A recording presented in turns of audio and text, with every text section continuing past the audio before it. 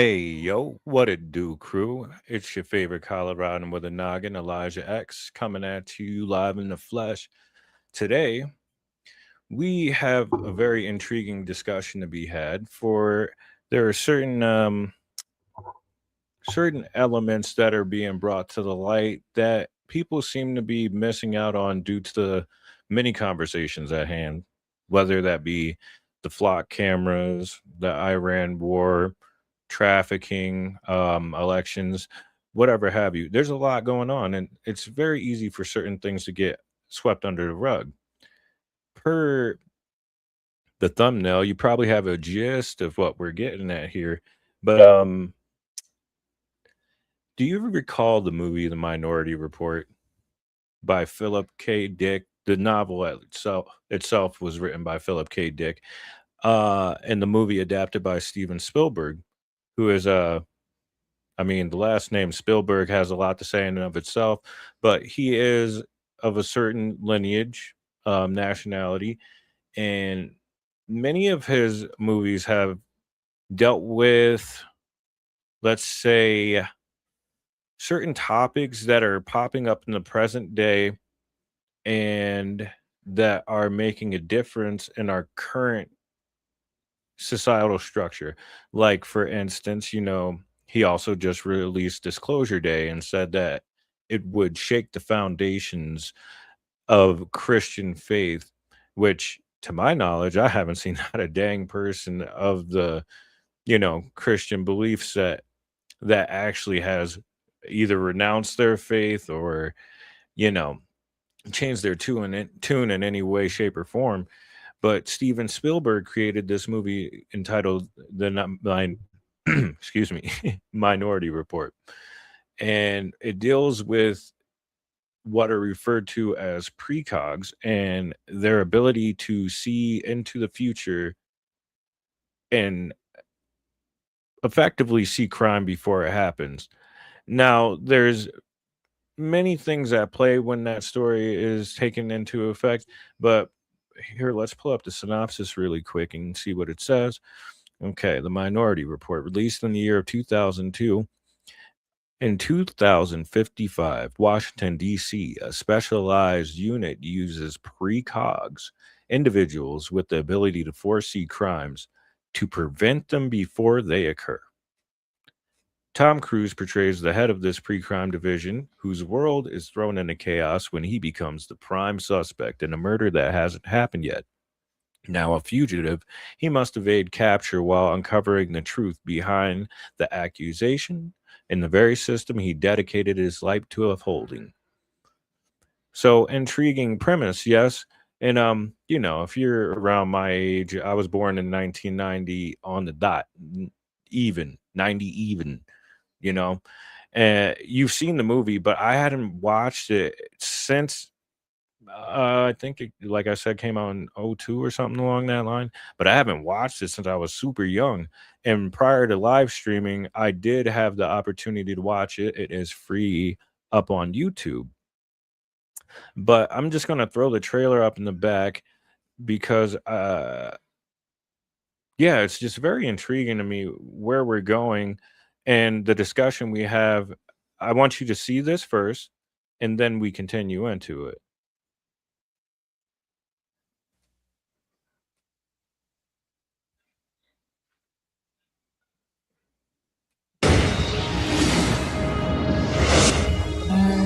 Okay,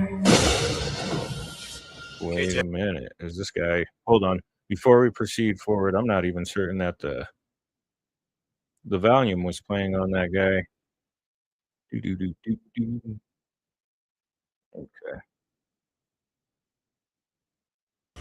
All we have to Start run it on are back the right here.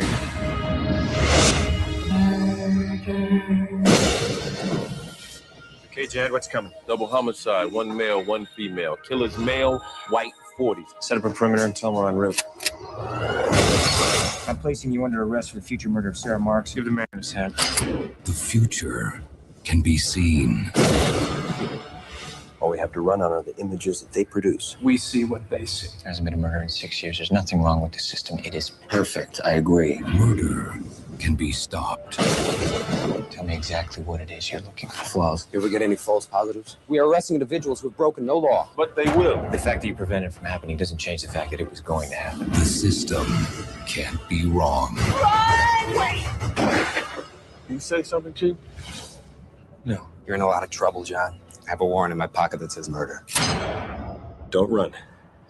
You don't have to chase me. From 20th Century Fox He set me up. He set me up. and DreamWorks Pictures. Who's the victim? I've never heard of him, but I'm supposed to kill him in less than 36 hours. He's gonna get her. Tom Cruise I need your help. You contain information. I need to know how to get at it. in a Steven Spielberg film. I have to know. I have to find out what happened in my life. You tell me, who was it that set this up? I don't know. How about now? On June 21st, everybody runs.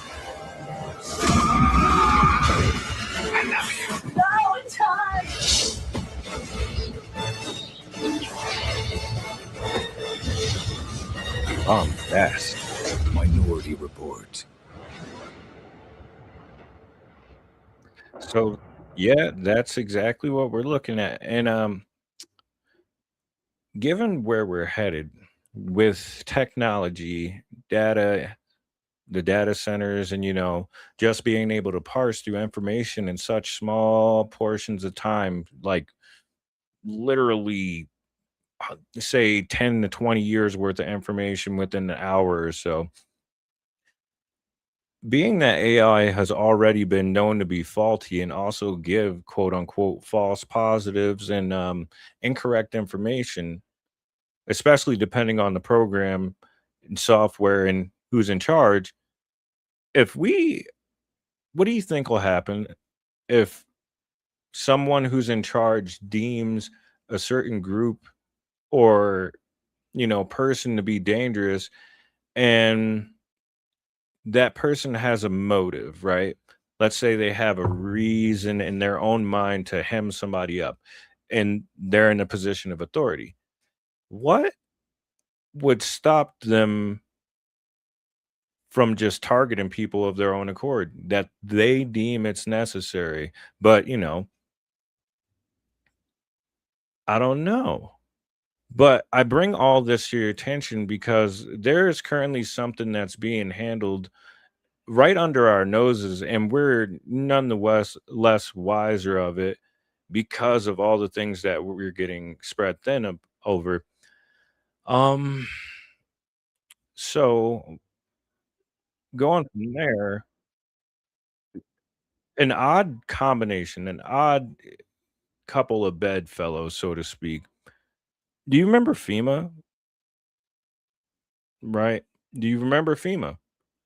The organization that's meant to help during natural disasters and devastation caused by inclement weather, whether that be tremendous flash flooding or, well, I suppose like fires, wildfires. They're supposed to be the organization that is getting everybody set up with resources, help with anything that they need after being completely and utterly wrecked by nature. Now, why would FEMA, and I know all these government agencies are working hand in hand, Chinese finger in finger, Chinese finger trap status, they all, they got that thing going on.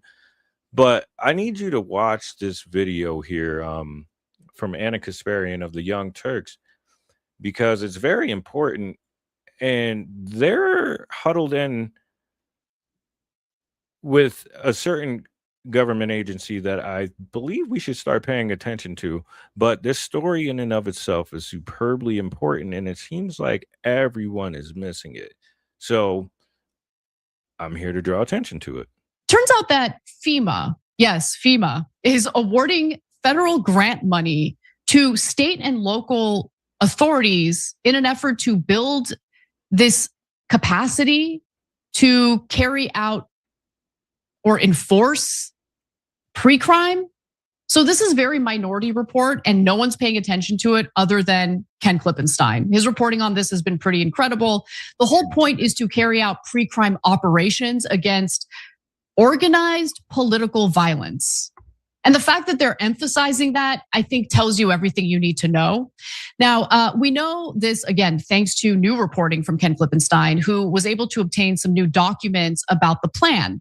So one of those documents happens to be a FEMA bulletin that's dated July 9th. And what that says is it instructs local authorities to prioritize domestic terrorism in their grant applications, titled Implementation of National Security Presidential Memorandum 7.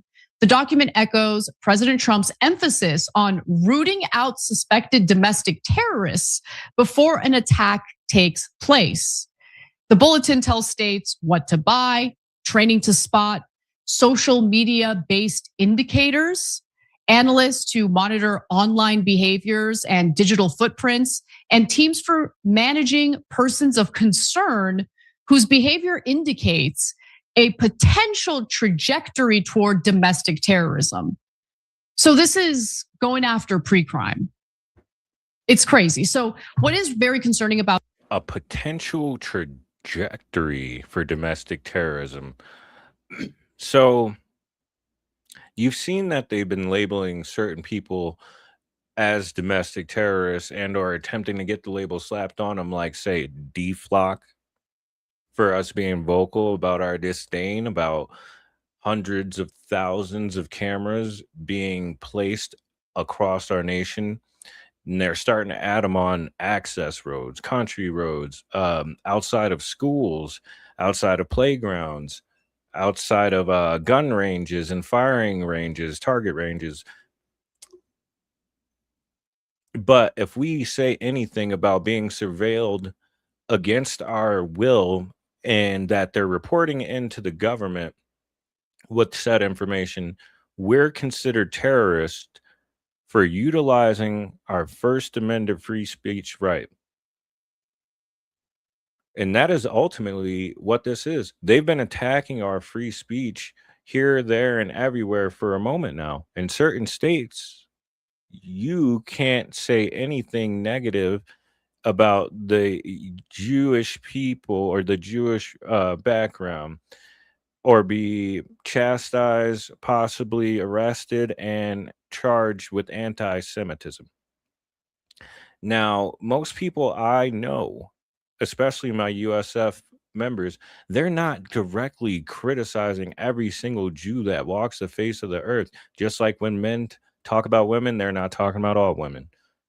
Even though, women love to say all men, we get that. But we're talking about the Israelis, who are fomenting all of this violence and whatnot. So this is just obviously another step in the wrong direction. We're being considered domestic terrorists for non-violently vocalizing our disdain for being unlawfully surveilled. Think about that. If they think you're a domestic terrorist just for speaking, imagine what they're going to do when you actually step out and make your voice heard. About this is the way that it essentially does away with the way that we prosecute or the way we carry out investigations. Now, typically, in order to do an investigation, there needs to be probable cause or some, proof that something has occurred, a crime has been committed, and then you carry out that investigation. In this case, you are investigating someone before they have committed a crime. So as Ken Klippenstein writes, some form of the word indicator, indicators, indicative, indicates, appears 10 times in the 8-page FEMA bulletin. Indicators are something a person said or did that an officer has been trained to read as a sign of a crime that hasn't happened and may never happen. So this is a crazy story, and I think it's important for us to not only know about it, but to push back against it in any capacity that we can. Lucky for us, we have Ken Klippenstein joining us right now to give us some more details about this story. Ken, you're amazing. Thank you for reporting on these things. Seems like you're the only one who cares. But I want to kind of start off by getting a better sense of what this all means, because this isn't the only document you obtained. There was also a Department of Homeland Security document you obtained. And I want you to kind of walk our audience through what you learned through that document. Yeah, so FEMA, which stands for the Federal Emergency Management Agency, was established decades ago as an independent agency to respond to the sorts of extreme weather events that we've been seeing more and more of, and that we've seen a lot of just this year. I live in Wisconsin, and there was a huge tornado that ripped across the center of the state this last weekend. FEMA is supposed to, distribute funds and provide a response to these kind of disasters. But what it's been doing after the Trump administration signed what's called NSPM 7 is prioritizing domestic terrorism along a set of indicators, and that's sort of national security speak for signs that they think can predict future terror attacks or terrorist events. What these documents show is that FEMA is doling out grant money to local law enforcement that pursues programs that will give them more power to go after these so-called indicators. And so it's alarming in two ways. One is the civil liberties implications of state level law enforcement, your local law enforcement being seconded into this, frankly, very political campaign coming out of the White House. But second of all, is that it's taking money away from very important work that FEMA needs to do to respond to these extreme weather events, which we can expect to keep taking place because of climate change. So for those two reasons, I was, very alarmed by what I saw in the documents. And as I read on within them, I realized, wow, this is taking the domestic terror focus of the White House that has been a big focus of theirs since the murder of Charlie Kirk and since the assassination attempt on Trump. And this is not just getting the federal government to pursue that, agencies like FBI, IRS, a lot of things we've heard over the last few months, but it's getting local law enforcement involved in that as well. And to the tune of, FEMA has a budget of like $1 billion that they can pass along to these grants, and which, we give our tax dollars to under the basic understanding that FEMA, who doesn't support helping people when their communities have been destroyed by a flash flood or something. But now it's going to domestic terrorism. And there's, like you said, literally no reporting on any of this. I can't find a single other story on it. So it's like they're saying the money that is being allocated to help people in dire need, like literally life or death circumstances, don't have any kind of way to fend for themselves and or have shelter after these massive events, is now being directed toward targeting people for what is known as pre-crime. This is why I brought, and Anna as well brought up the Minority Report. Literally, Tom Cruise's character is the chief of the pre-crime division. These movies that have been coming out, especially from Steven Spielberg, folks who are tapped into the Zionist movement, they have pre-knowledge, just like a lot of the Masons who are involved with the Zionist movement. People keep thinking The Simpsons is predicting something. That is not the case. They already know what's happening playbook wise, and they have to, let's say, place it in front of you. It's referred to as the revelation of the method. That way you're susceptible and you're already pumped and primed. Just like you can't run a lawnmower without priming that thing, they have to prime you. That way, when it's time to go, you already are ready. It's not anything new to you. This whole Disclosure Day thing, Steven Spielberg already lubed those halls down with the likes of E.T. and Close Encounters and things of that nature. So none of this is new, and a lot of it's been foretold. I mean, not for nothing, you see the meme floating around of Sarah Connors in Terminator 2 being locked inside of a mental institution for blowing up a data center. Right. And you think that's not going to become a common thing going in the future? You think we're not going to get tired of it, and there's going to be some people who hardline it and just straight do what they need to do, at least in their eyes? Well, we got another thing coming. So, okay, this is super interesting. You mentioned the $1 billion. So, was this $1 billion that was allocated to FEMA in addition to their typical funding for emergency response? Or is this literally $1 billion that FEMA now must use from its emergency response money to give out these grants to local law enforcement to essentially big brother the crap out of the American people? Yeah, this is basically for the grant specifically. They have a larger budget than that, even because obviously there are all kinds of extreme weather events that they need to respond to. But something that I meant to mention at the top was that FEMA is no longer an independent agency as it once was when it was first established. I think in the 70s or 80s, it got put under the Department of Homeland Security, and that agency is younger than I am. That was created after and in response to 9/11, and so its whole purpose is counterterrorism.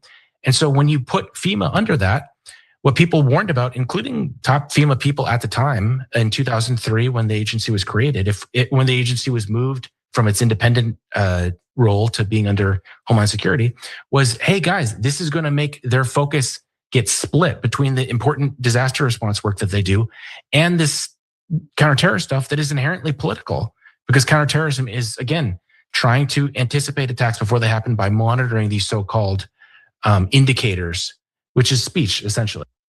The thing too about FEMA being in cahoots with the DHS is obviously DHS is in charge of immigration and immigration enforcement. That's what ICE is, right?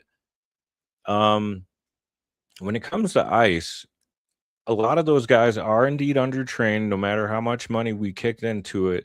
But not only that, but the people they're being trained by is what's truly the problem. They're being trained by dual citizen IDF members. Yes, the IDF, and you can say anti whatever, but these officials are the ones that are causing so much devastation over in Gaza, that are harming women and children, mutilating people, targeting body parts, and doing all sorts of savagery, and then pretending to be the ones who are being harmed. Those demonic souls, the ones who raped a man so bad with a blade in his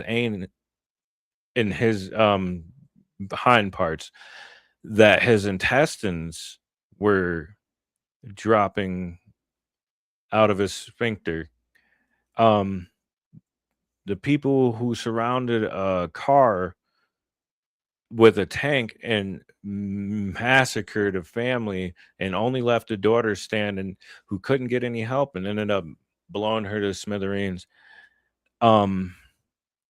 People who shot a 14-year-old boy, Palestinian boy, running out of his home and planted a rock next to him and watched him slowly meet his demise while pointing and laughing at him. These are the same people that are training our IDF. Not only that, they already have trained multiple police departments and stations throughout the nation. So my question is, when is this going to be enough for us, right? When is it going to be enough for us? Soon enough, we won't be able to say anything, because as soon as we express our thought, they're going to attack our free speech. And as soon as we stop talking, they're going to assume whatever they want from us because we've already used our words, and they're going to target us. If they're in charge of the flock cameras and being able to see movement and tracking, no matter where they're placed, then they're also going to be able to erase movement depending on what their objectives are. So if you know what I mean by that, you know what I mean by that.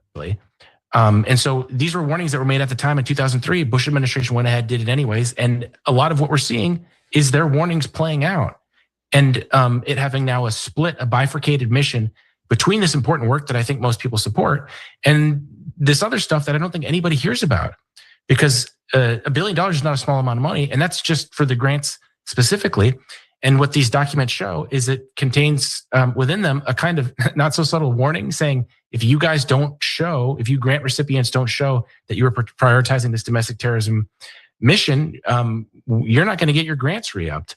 And so there's enormous pressure being put on state and local government, which might need some of this money for other reasons, to come to the federal government and say, hey, here's what we're doing along the lines of NSPM 7, along the lines of this domestic terrorism focus, to bring ourselves in line with what the administration wants.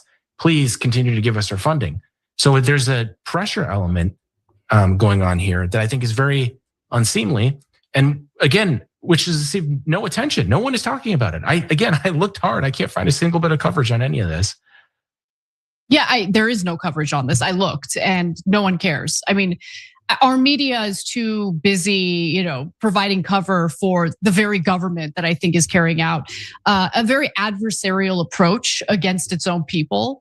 And, I just want to quickly read the bullet points from that FEMA bulletin, because it notes that they seek to learn the latest tactics and trends used by domestic terrorism actors in order to recognize indicators prior to an attack. Again, I mean, this is just dripping with pre-crime. Prepare and train communities to identify and report threatening or concerning behaviors that may be indicative of larger threat plotting and or activity. So, teach the American people to, I guess, spy on their fellow Americans and be narcs if they think anything is suspicious.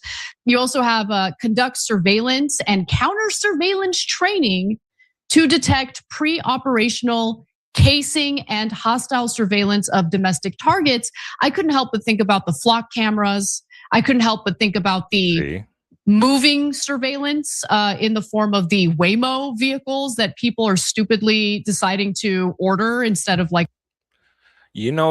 on top of the stationary flock cameras popping up everywhere, there's two other things involved or incoming that involve such technology. Looking at Axon, AXXON light post technology. That's another company that's incoming that's going to effectively turn the street lamps that are on every corner, every sidewalk, it's going to be able to convert those poles directly into surveillance posts, more or less. And it's going to actively, no matter where you are, always going to be tracking you. And obviously with Flock, they're about to go airborne. I watched this video a few days ago where they're debating putting them in drones. I've also seen that they're trying to integrate Flock technology into Meta AI glasses. So be careful with those glasses on your face. They will be real before you know it. But these Flock drones, they'll be able to, be so high up in the air that you can be surveilled, tracked, and all that unbeknownst to your knowledge.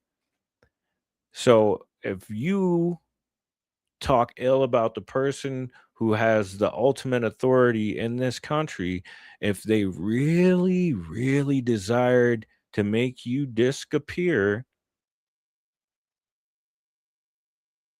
they could. In fact, doesn't that happen in Minority Report? Does it not? Right? If I want you guys to comment down below if you see this at any given point. You remember what happened with the main antagonist, so to speak, the director. And it's funny that he's the director of pre-crime because it just makes me think of the director of Homeland Security. the director, it's almost a spitting image of what we're going through or what we're aiming for. We keep building these damn data centers. It's not going to solely be for surveillance. It's going to be for imprisonment. Like an Uber, because they think it's so cool and novel that it's a driverless vehicle, but it's equipped with all these cameras. And anyone who thinks that they're not surveilling you, you're insane.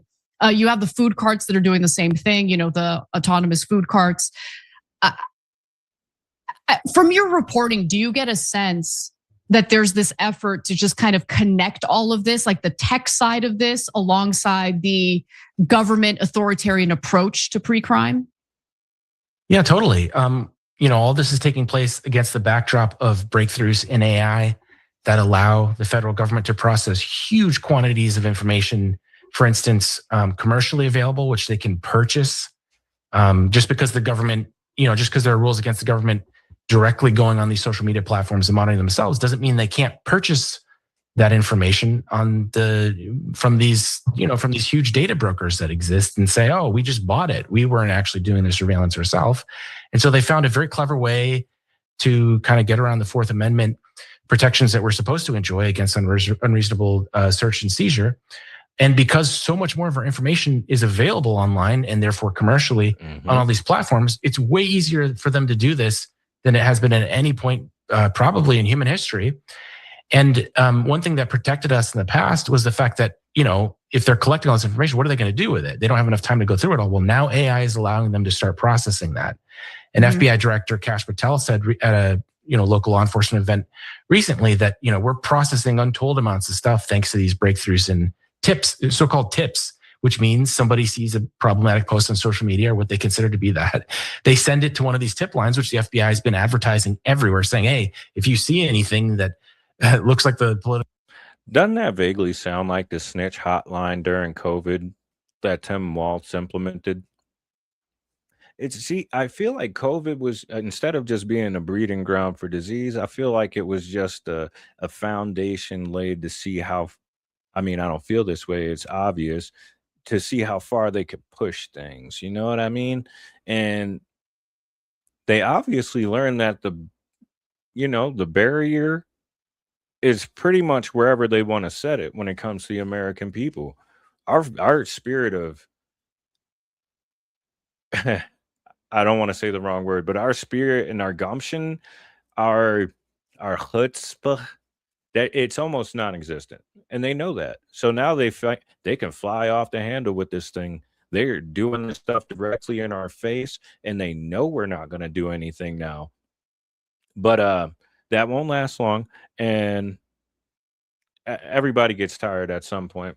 Either you get tired of yourself, or you get tired of yourself, because you get tired of dealing with people that you shouldn't be dealing with. So you make the change. It's just a matter of time before the masses make a change. You know what I mean? But it takes people opening their mouth and making their voice known in order to put some other folks on game. So that's it. That's also why I'm here. I'm not a hyper intellectual. I'm not over the top IQ with it, but I am a real person with real concerns about real issues. And I know a lot of people who don't say anything, but I'll be damned if I'm walked into my grave with both hands behind my back and my mouth shut. Just saying.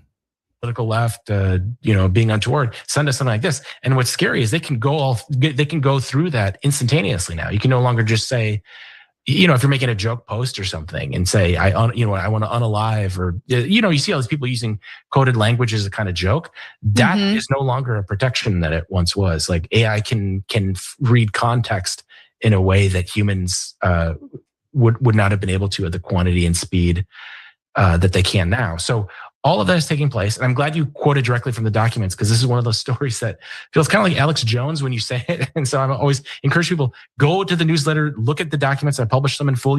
Everything we're saying here is quoted verbatim from that stuff. None of this is interpretation. It actually says all these things about indicators of potential, possible, maybe future acts of terrorism. All that is right from the document. And they're not particularly quiet about it. No. They're not particularly secretive about it. The extent to which people don't know about it is just for whatever reason, the media doesn't seem interested in it.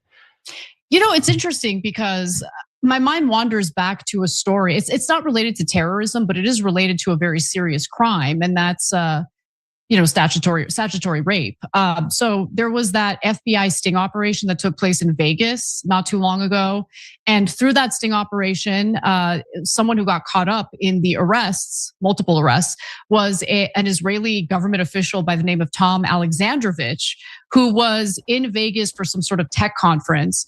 He thought he was communicating with a 15-year-old girl. It was really an FBI agent. And he was going to meet up to have sex with the 15-year-old girl, which is a crime.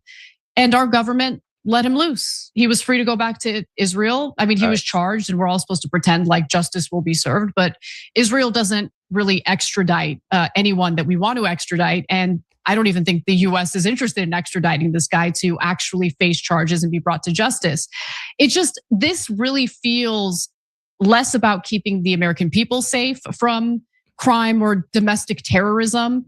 Feels like it's more about freezing Enabling it. speech, political activism that is actually protected by our Constitution. It does have a chilling effect. And I think, unless Americans are willing to kind of fight back against this, it's just going to continue to snowball into something really destructive. I just told you we don't fight back for anything. Y'all can do a No Kings protest, but hey, that's not helping nothing because it's both parties, and we're not getting out of this by voting. I mean, the only way that'll happen is if we actually get a third party and we all more or less defect.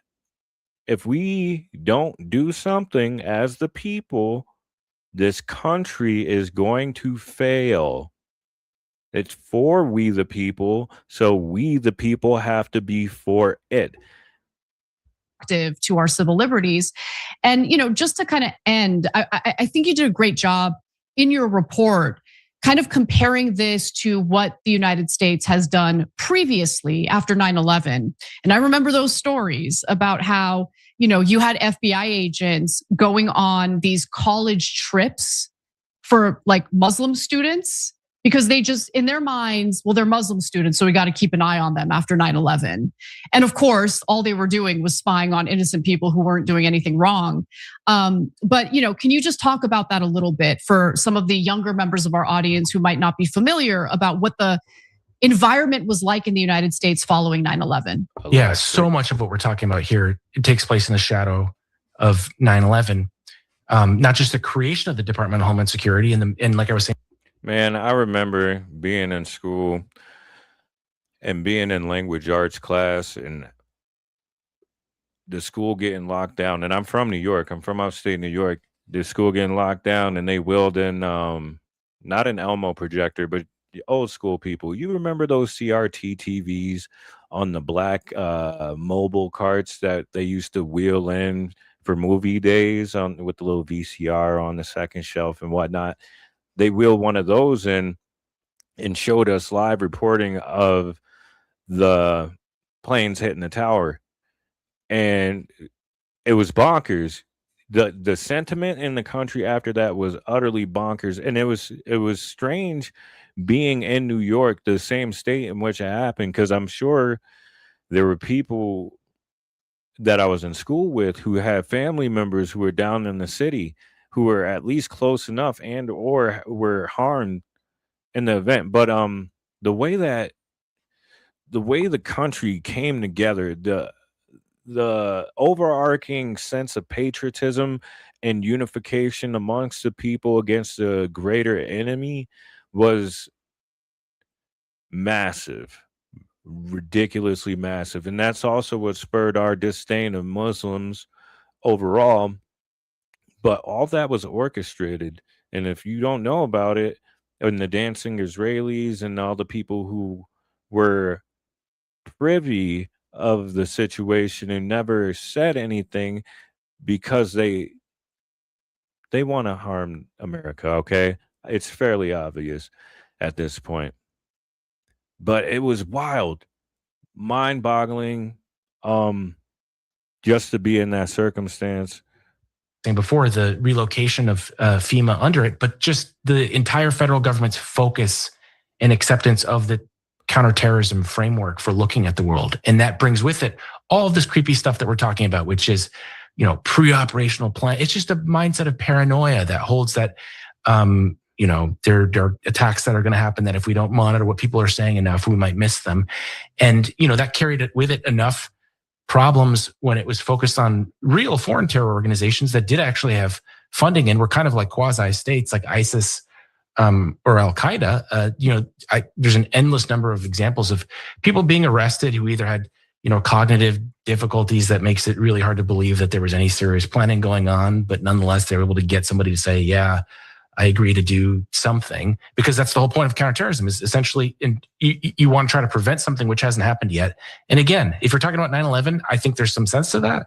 But this has been turned around on the American people domestically and is no longer focused. And again, that's not interpretation on my part.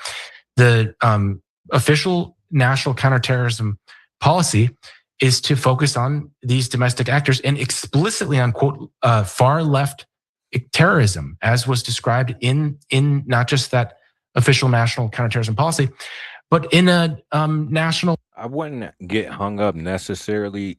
They say far left terrorism. It really doesn't matter, particularly that quote unquote phrase, because whoever's in power, the fact that the system already exists and is in place, they're still just going to use it against whatever opposition they may have. So the party does not matter. It will be used as a means to an end, just like everything else in this country. Left, right. You can't move forward without having both feet shuffling, right? Well, they're shuffling us off the damn cliff.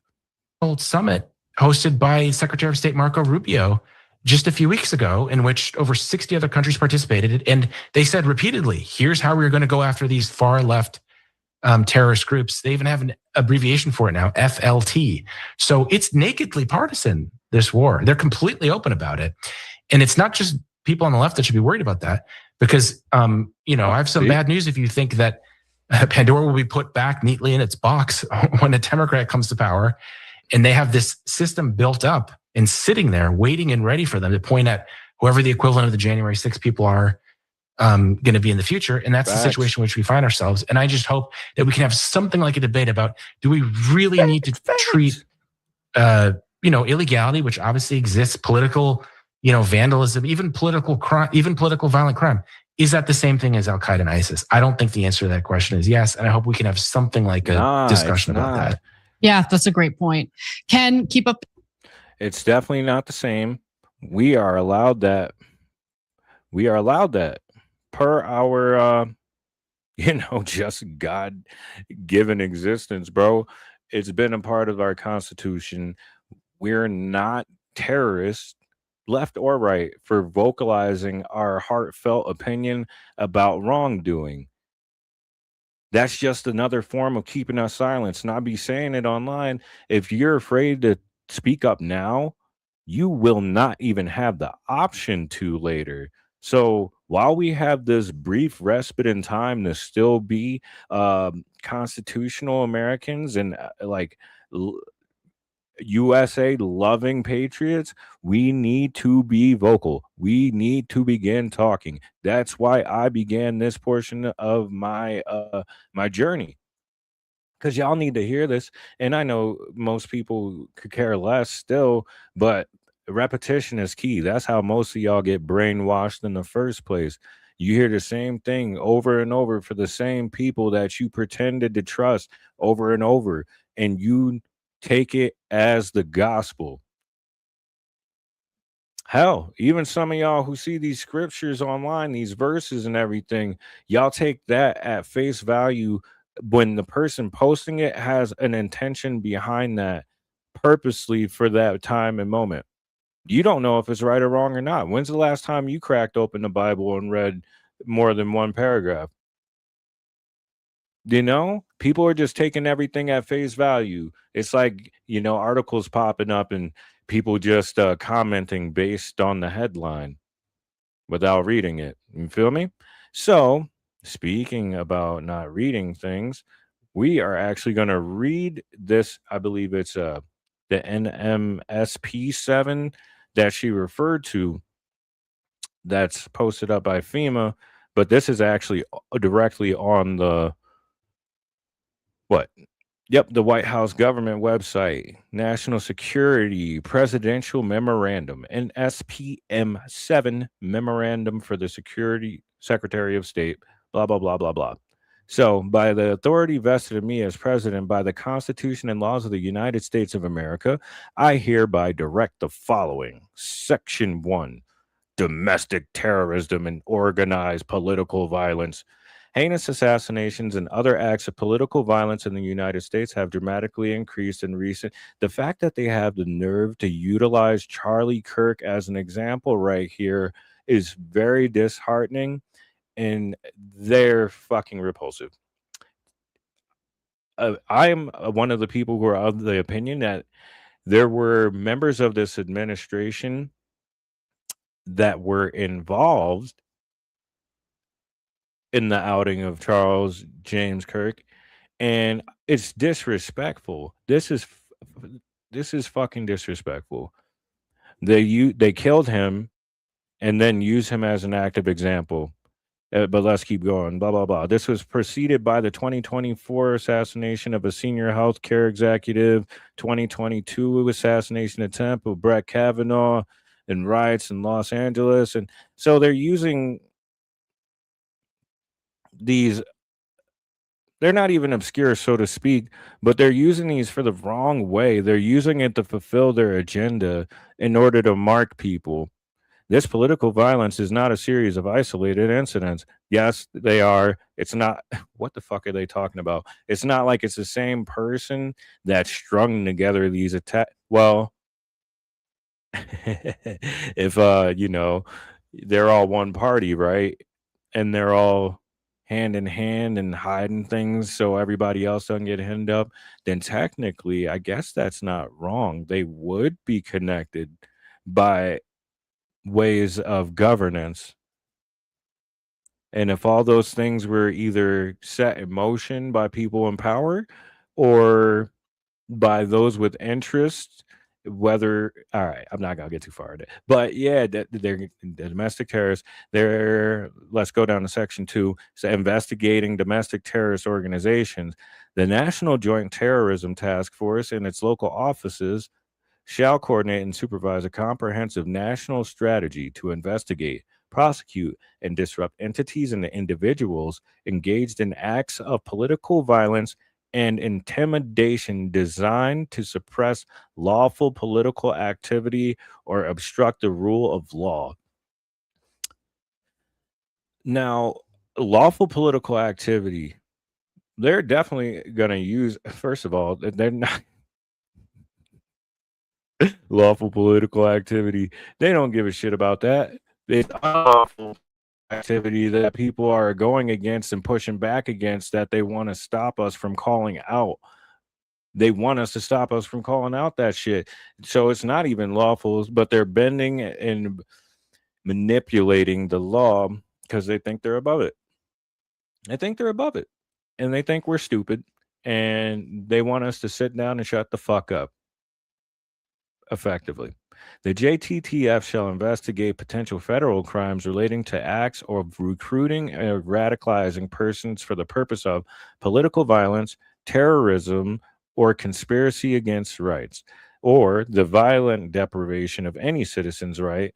The JTTF shall also investigate institutional and individual funders and officers and employees of organizations that are responsible for, sponsor, or otherwise aid and abet the principal actors engaging in the criminal conduct. Like they're trying to dress this up as if they're going after someone's like a George Soros. My question is, we've been kicking around George Soros's old ass name around the bucket forever, and if that was the case, why haven't they done anything about his involvement through NGOs and all these other organizations? This only applies when it's to the regular, degular, everyday schmidison. So what?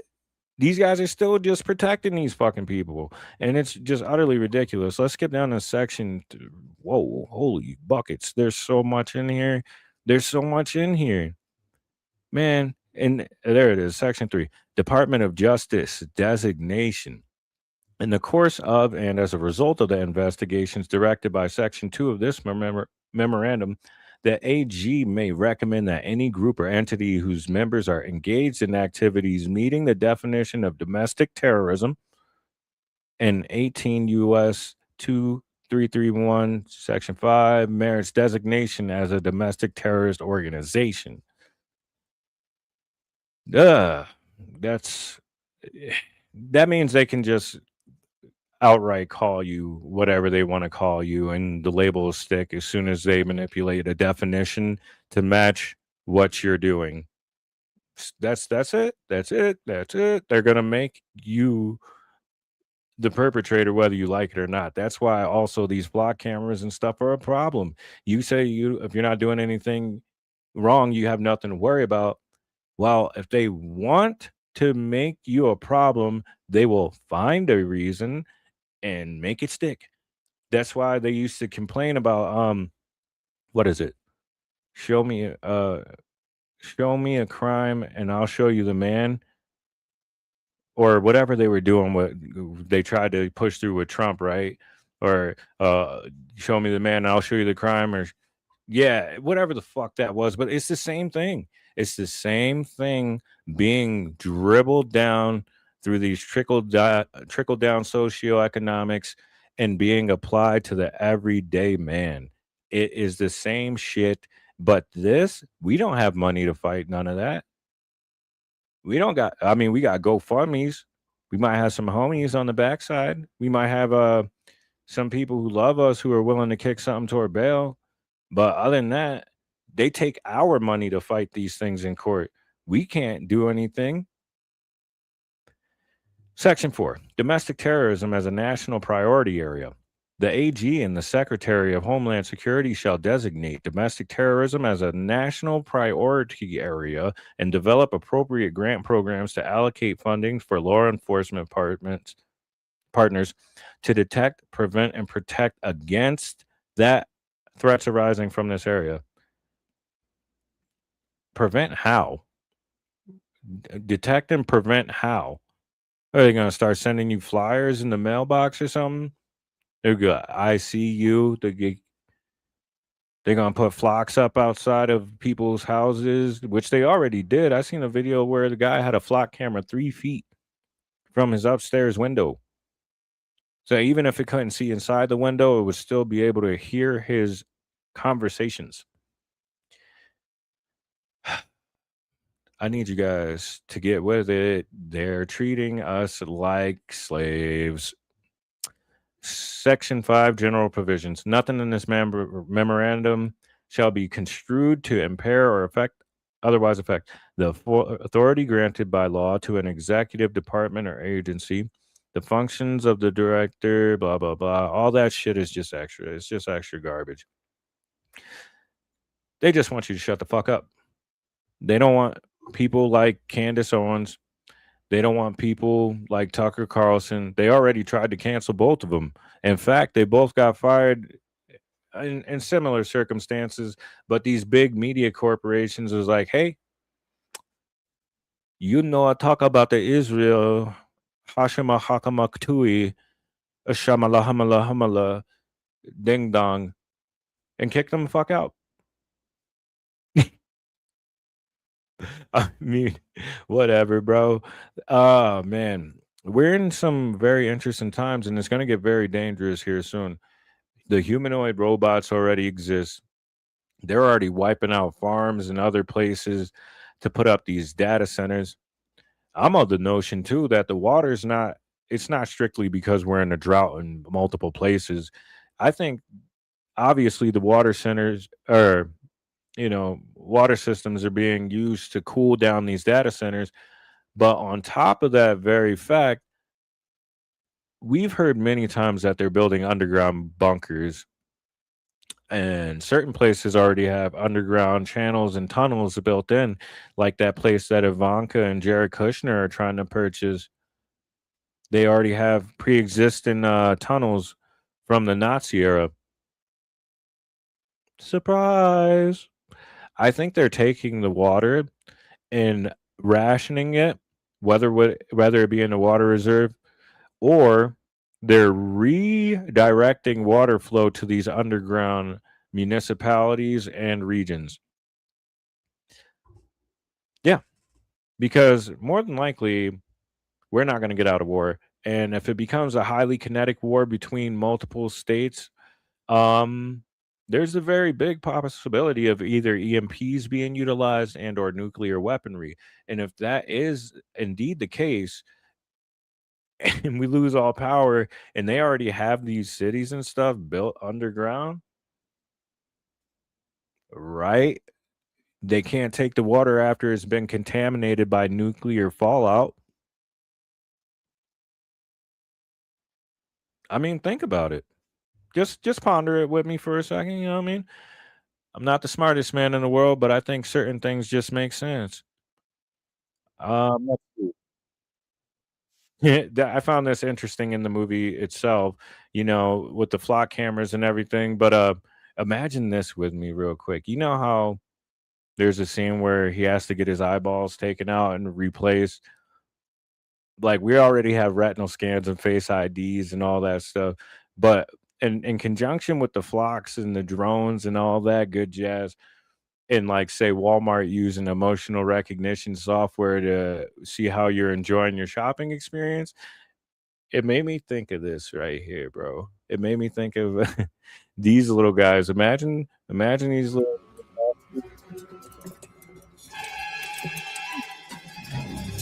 crib, bro. Just running up in your shit.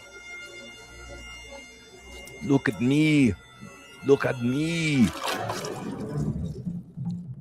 These things are creepy as fuck. I haven't seen this movie in so long. Roger that. I forgot how they operate, but we already do things like this Awful big cat. Fletcher. with people who barricade themselves in buildings and houses and stuff. They'll like break the window out and they'll send the drones through the window to inspect the immediate area. Imagine them sending these little bastards. Blue blue. That's all it takes. They sense any kind of bro, you think you're afraid of spiders now? You think you're afraid of spiders now? You're terrified and absolutely terrified. Yo, You don't want your kids to know terror. Keep them away from me. Keep them away from me. I'm tough. Super tough. No one like me. ow, ow. Bro, could you imagine though? Wait a minute. Could you imagine? Could you imagine you just like doing your thing? Oh, you hear these sirens go off and shit, and just a loudspeaker come on. Don't move. We got the eye fuckers coming.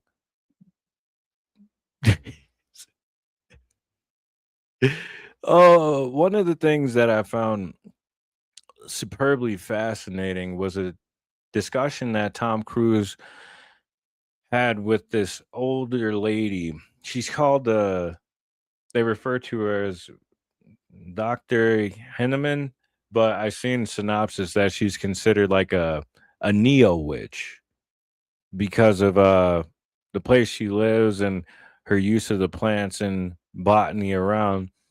But they have a very fascinating discussion that I think all of us need to hear, especially in terms of what's happening. Let's see.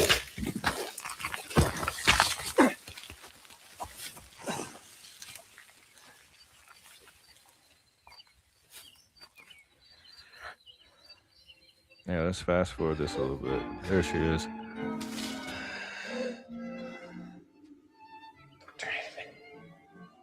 You're trespassing. I don't have visitors.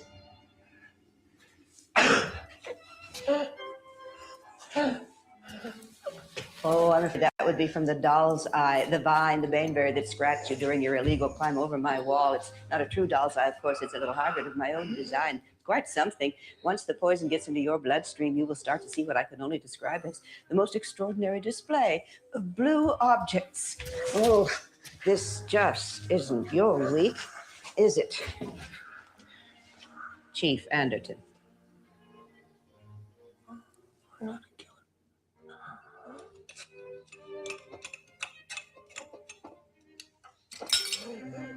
You better drink this. Soon you won't be able to swallow, and then you'll be totally buggered. All of it? Okay, now take a minute to write yourself.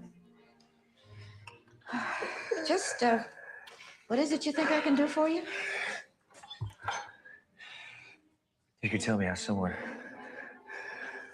can fake a prevision. How would I know that? Because you invented pre-crime. What's so funny? If the unintended consequences of a series of genetic mistakes and science gone haywire can be called invention, yes, then I invented pre-crime. You don't seem all that proud. I'm not. I was trying to heal them, not turn them into something else. Heal who? The innocents we now use to stop the guilty. You're talking about the precogs. You think the 3 in a tank come out of a test tube? They are merely the ones who survived. I was doing genetic research at the Woodhaven Clinic, treating children of drug addicts. This was 10 years ago when heroin first hit the streets. It was an impure form of the drug, not the engineered cocktail that became so popular among the more educated. All of these kids were born with severe brain damage. Most died before the age of 12. Those few, those precious few who survived, they had a gift. I call it a gift. For them, it was more like a cosmic joke. They would wake up in the night, curled up in the corner of the room, screaming, clawing at the wallpaper. Because when these little children, you see, closed their eyes at night, they dreamt only of murder over and over, one after the other. And it didn't take long for us to realize that the real nightmare was that these so-called dreams were about to come true. These murders were actually happening. You say some of the children died. Oh, so many of them, despite what we did for them, or maybe because of what we did to them. But it doesn't matter. It's a perfect system now, isn't it? I'm not going to commit murder. I've never met the man I'm supposed to kill. And yet a chain of events has started, a chain that will lead you inexorably to his murder. Not if I stay away from him. How can you avoid a man you never met? So you won't help me. I can't help you. Nobody can. The precogs are never wrong. But occasionally. But they do occasionally. disagree. What? Most of the time, all 3 precognitives will see an event in the same way, but once in a while, one of them will see things differently than the other 2. Jesus Christ. Why didn't I know about this? Because his minority reports are destroyed the instant they occur. Why? Obviously, for pre-crime to function, there can't be any suggestion of fallibility. After all, who wants a justice system that instills doubt? It may be reasonable, but it's still doubt. Are you saying I've haloed innocent people? I'm saying that every so often, those accused of a pre-crime might have an alternate future. Does Burgess know about this? About this minority report? I used to joke with Lamar that we were the mother and father of pre-crime. Well, in my experience, parents very often see their children as they want them to be and not as they are. Answer my question. Does Lamar Burgess know about the minority report? Yes, of course, he knew. But at the time, we both felt that their existence was an insignificant variable. Insignificant to you, maybe. But what about those people that I put away with alternate futures? See? My God. If the country knew there was a chance. The system would collapse. I believe in that system. Do you really? You want to bring it down?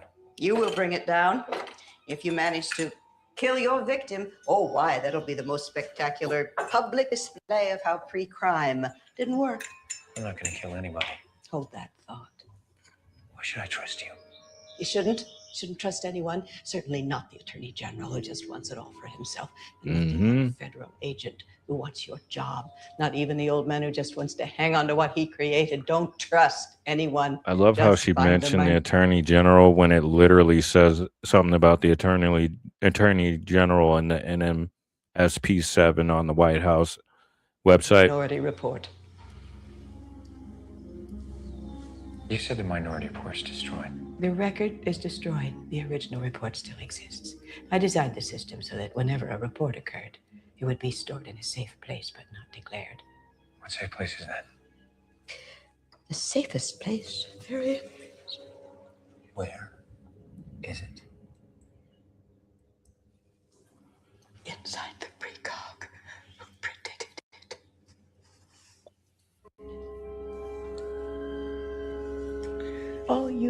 to do is download it, darling. All you have to do is download it, darling. Yeah, buddy. Yeah, buddy. You see what he said? If they would, if people knew, if people knew that this pre-crime system were not 100% infallible and it made mistakes and has innocent people locked away, the system would collapse. It would collapse.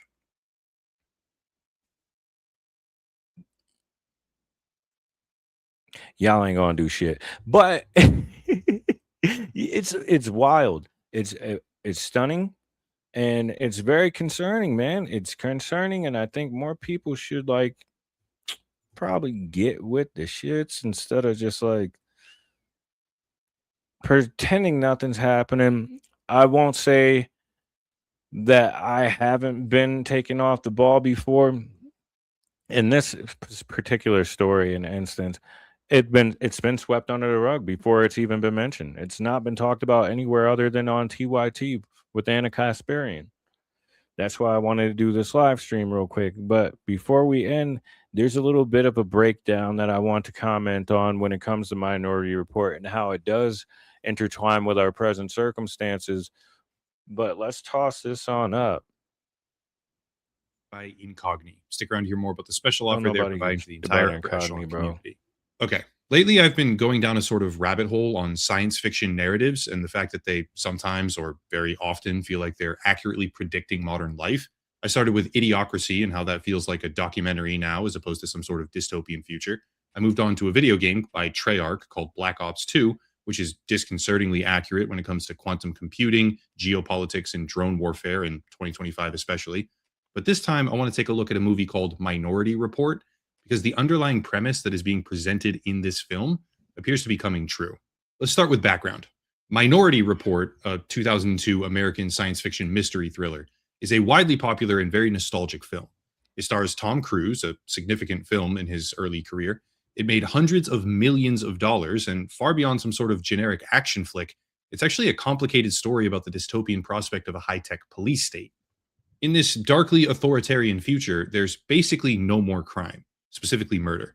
Instead, there's something called pre-crime, or maybe intent crime is a better way to put it, where a trio of psychics called precogs will predict who is likely to commit a crime before it happens, after which an experimental task force or police force will go and apprehend them. The movie centers on the idea that Tom Cruise, the main character and a high-ranking member of this pre-crime task force, is then targeted by the psychics himself, which puts him on the run, evading a police state and trying to fight back against this sort of psychic tyrannical government. It's interesting because many of the smaller concepts shown in the film have already proven to be mostly accurate. One of the very first things that director Steven Spielberg actually did before making the movie was assemble a think tank of about 15 prominent scientists in Santa Monica to envision what the city of Washington, D.C. might look like in 2054. And the resulting 80 or so page brief became the basis of Minority Report's dystopian world. I won't spend too much time here on the smaller details, but far beyond the core premise of precognition, intent, crime, and law enforcement, many of the surrounding concepts are continually showing up in the modern world. One that really sticks out to me in particular, at least recently, is when Tom Cruise goes through a sort of gruesome surgical procedure to hide his identity, because the futuristic method of ID verification is based on a scan of your retina, your eyeball. Human eyes are just as distinct as fingerprints, perhaps more so in this totalitarian future, and the eyes are what they use to identify you. Well, that kind of sounds like WorldCoin, the AI human network ID project backed by Sam Altman, founder of OpenAI, which aims to scan the retina of every human they possibly can, targeting poor nations around the globe in exchange for crypto tokens, where you go up and this big shiny orb scans your eyes. And then they use that biometric data as a method of verifying who is actually a real person.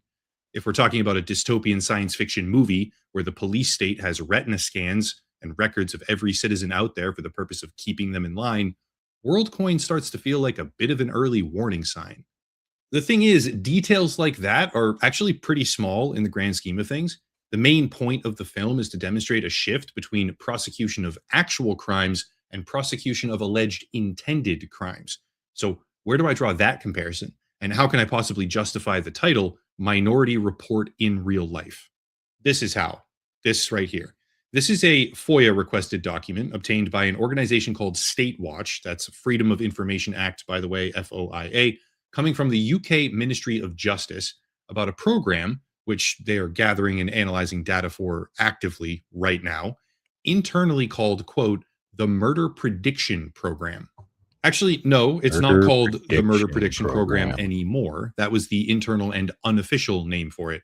Now it's called the Sharing Data to Improve Risk Assessment Program, because they realized a murder prediction is like a stage 10 dystopian sci-fi title. But if you look at the functionality of what this machine learning program is, what it's designed to do, and how it could then be used, we're talking about Minority Report, plain and simple. Sure, it's not three psychics in a pool of liquid spitting out complicated digital code from their coma brains, but the idea of using data, patterns, and previous behavior as a predictive measure to determine who is most likely to commit a crime before they do is the exact premise of Minority Report. And it's the exact thing that this program is intended to do, which is officially sanctioned and actively being pursued right now by the UK government.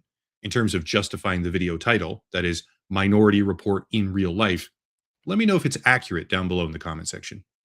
Something I harp on rather often these days is online privacy. There's a lot of ways that your data gets tracked, stolen, monetized, and harvested. A lot of Incogni. Again, link down below and promo code to Incogni for sponsoring the channel.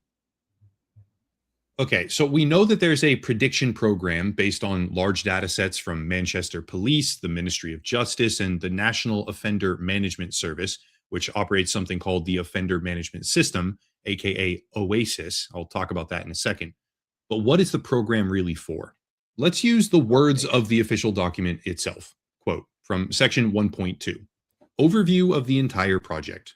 The project is a data science pilot to A, review offender characteristics that increase the risk of committing homicide, B, explore alternative and innovative data science techniques to risk prediction of homicide, C, explore the predictive power of OASIS, Delius and Nomis, MOJ datasets available on the analytical platform, D, explore the additional predictive power of the national PNC dataset, E, explore the additional predictive power of local police, Greater Manchester, data in relation to homicide risk, F, to provide evidence towards improving prediction of serious crime and ultimately contribute to protecting the public via better analysis. The project is a priority piece of work that feeds into the Crime and Justice Task Force homicide targets, which supports this cross-agency collaboration and this. You know, normally I definitely subscribe to the notion that people should be more proactive as opposed to reactive.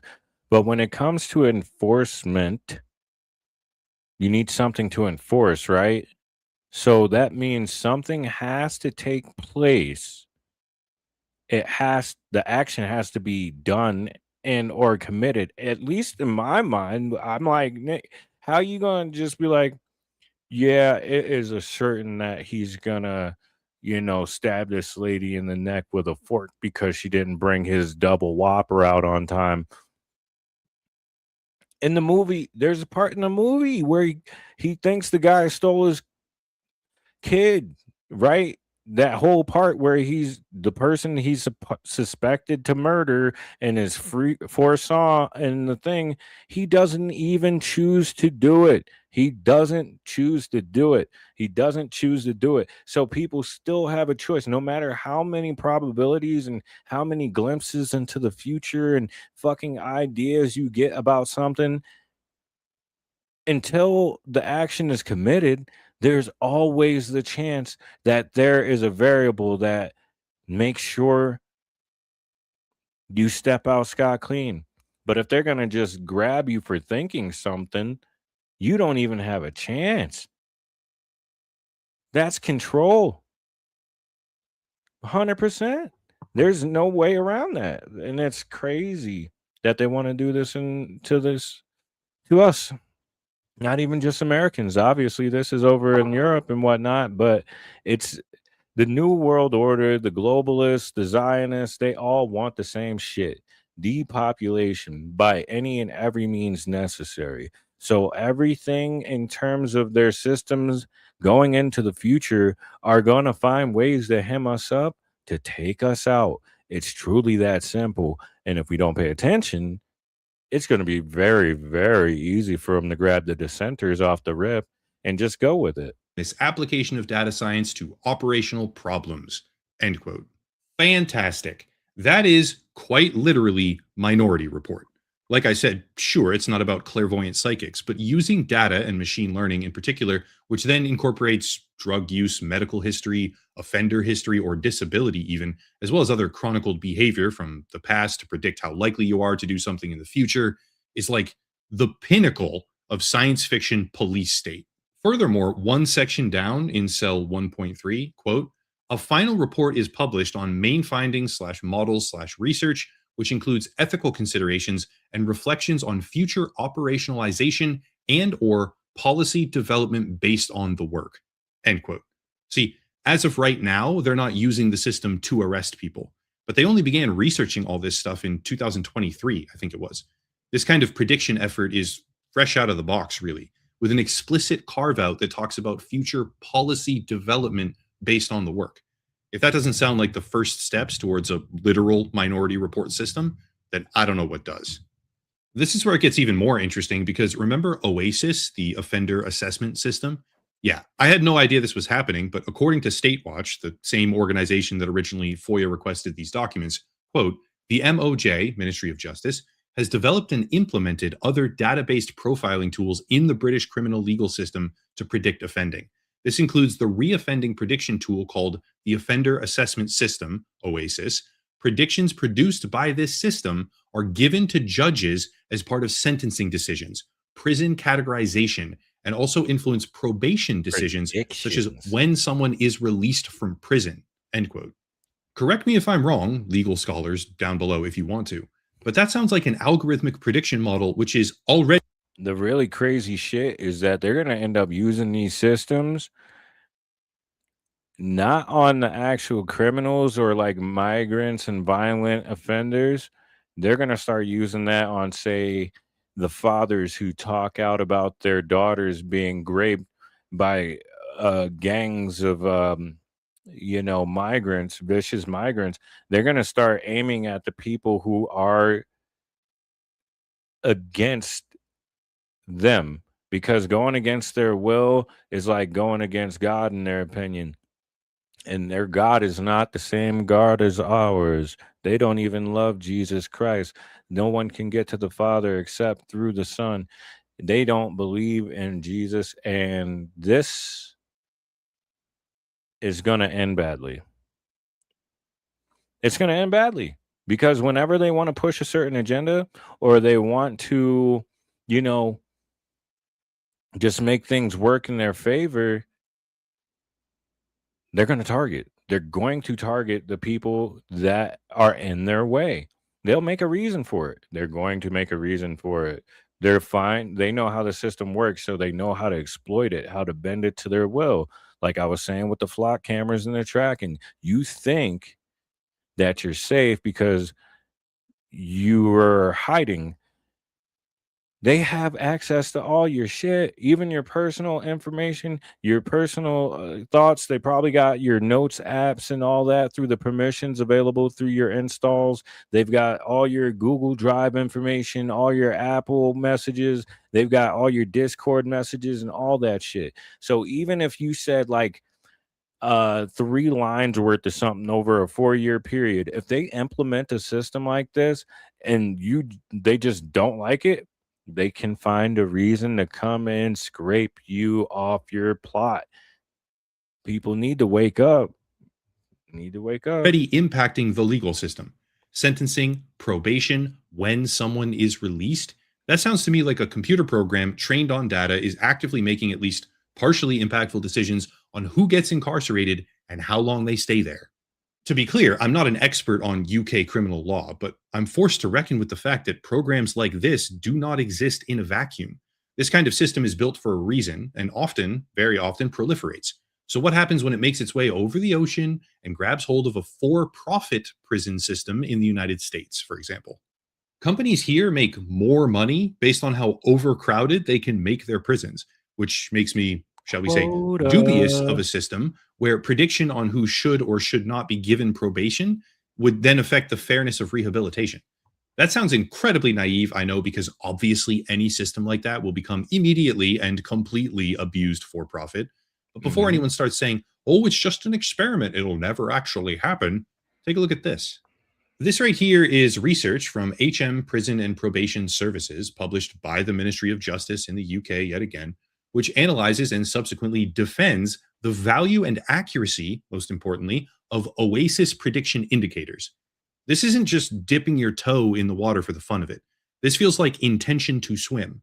And now the concept of using predictions in law enforcement is jumping from recidivism, which is the tendency for a convicted criminal to reoffend. Now it's jumping over to prediction of initial crime itself, specifically homicide, as in Minority Report, the movie. Keep in mind, the movie is based on 2054 Washington, D.C., but right now we're experiencing the exponential curve of technology. Every prior advancement accelerates the advancements afterwards, and many of the smaller surrounding concepts of the movie already exist. 2054 is a long time away, obviously. And yes, this program only just began super recently, and it's currently isolated to the UK, as far as we know. But imagine if a system like this measurably impacted crime rates. Actually, no, forget about whether or not it actually did in reality. Imagine if everyone was told that it did. Imagine if governments and media companies all simultaneously said, the system is amazing, there's hardly any false positives ever, and then the homicide rate fell by like 50%. Do we seriously believe they wouldn't begin using it internationally? I know the type of content I make feels like a never-ending spiral of depressive doomerism, but there's a reason for that. And the reason is the perpetual erosion of rights, liberties, and privacy, which is taking place seemingly every day. In the end, I titled the video Minority Report in Real Life because the UK appears to be researching. People I've discovered are willing to sacrifice their self-control for convenience. They're willing to give in to chaos if it provides them comfort, and they're willing to look the other way as long as someone don't smack them on the other cheek. Searching precisely that. They have a whole program for it. An official government initiative backed by crime stats from the Ministry of Justice, various police departments, and more is being used to construct a system that predicts crime, when a similar type of prediction is already being used in the broader judicial environment. I see no indication that the trend will stop, slow down, or reverse. On the contrary, I see every indication that it will rapidly accelerate in the future. That's it. If you want to support the channel, check out the links down below. The video sponsor, of course, protect your personal. Man, oh man, oh man. At the end of the day, you know, I didn't really listen to people when I used to hear them say they're attacking our Constitution. They don't give a shit about it. They're literally wiping their ass with the parchment. I used to think nothing of it. In fact, I wasn't even the biggest political stalwart in the first place. I just voted for my first time in this past election and got it wrong. For the very first time in 34 years. I will never vote again. Unless I'm directly involved in something inside of that system, I will never vote again. Because no matter who, from what party we put in there, we're exploited habitually and ritually. This is a lot of shit we go through, our humiliation rituals. And unfortunately, that also includes things like kiddo sacrifice, mutilation, all that. All these things that they're doing are facilitated by the secular minded, Jesus hating Satanists. This pre-crime stuff is demonic. Whether or not it's parsed together by AI utilizing information as presented, or we get our own precogs. Even if they can see into the future, I'd still say they're possessed. If we allow this stuff to keep happening, it's going to get a lot worse. And at some point, we're not going to be able to avoid it. They're going to send that satyr, that three halves black AI centaur robot at your ass with a chainsaw. Stop resisting. Stop resisting. I'm here to save you. This is for your protection. Oh my goodness, we're so fucked. Oh man. Well, that was something. Quite a journey. Either way, if you're watching this at a later time, I'd like to thank you. I know not too many people caught the live stream, but the information is still pertinent, no matter when you do view it and however you do view it. Before I head out, I'd like to say I do not anticipate being monetized by YouTube or Google or any of these bigger platforms.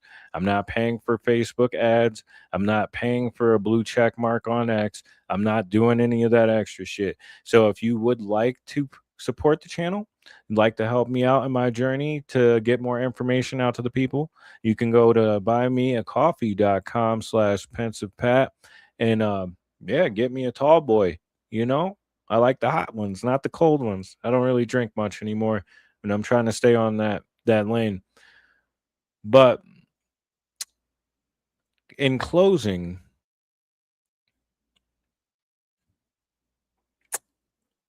all this stuff is coming superbly fast, and people aren't necessarily blinded because a lot of them I definitely know the truth because I post it regardless if you watch my videos or not. I know you've seen the content. They're not. They're just they're shielding on purpose. They're shielding on purpose. They're willfully shielding. And I don't want to attack your sensibilities, but that makes you arguably a worse person. I would rather you come out and agree or disagree so we know where you stand than to stay silent and automatically stay a part of the problem. We need to stop second guessing where people stand. We need to understand one another so we can learn how to move forward, have civil discourse.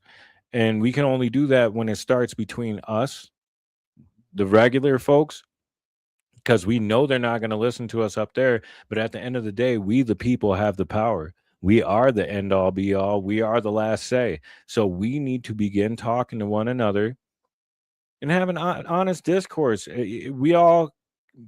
We can't be emotional all the time. We can't be reacting. We have to get proactive. And we need to have conversations without allowing our passions to overflow and attacking one another. We can agree to disagree like we used to do back in the day. There's nothing under the sun we haven't enticed at another point in time in human history. The only reason it's so highly charged nowadays is because everything has a political bent to it. And everybody is so impulsively calling people these ad hominem names and calling them out of their names and calling them tards and all this. And people have been getting their feelings hurt for fucking years by now. Y'all need to grow up. And even if somebody does say some shit like that, yo, water off the duck's back. Honestly, a word's not going to harm you unless you're already incarcerated. And guess what, people? They can't jail us all. You feel me? Sometimes I just have my moments. But either way, thank you guys for being part of the journey. I appreciate you. I like bringing content when I can. I'm typically scheduled on Sundays and Wednesdays because those are my 2 free days off of my typical 9 to 5. But I'll be around on those days and I'll try to put some more content out in between them, whether they be just like clips or, day-to-day walking regimen type stuff. And I'm just doing my thing. But either way, I'll be back and y'all better be ready. All love. Thank you once again for joining, and I'll catch you on the next one. Peace.